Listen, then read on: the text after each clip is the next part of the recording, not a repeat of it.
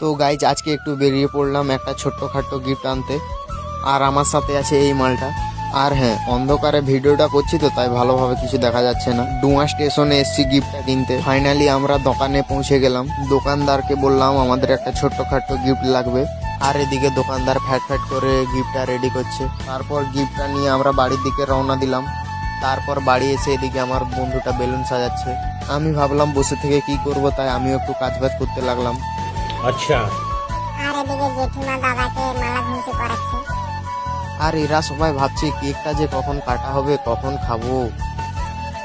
অবশেষে কেক কাটার অপেক্ষায় এরা বসে আছে, কিন্তু এখনো ক্যান্ডেল ধরানো হয়নি। তো ফাইনালি সবাই এখন এক একজন করে কেক খাচ্ছে।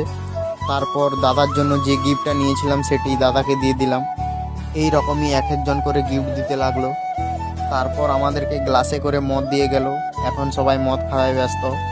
আর এদিকে আমার নেশা হয়ে গিয়েছিল তাই ডান্স করতে।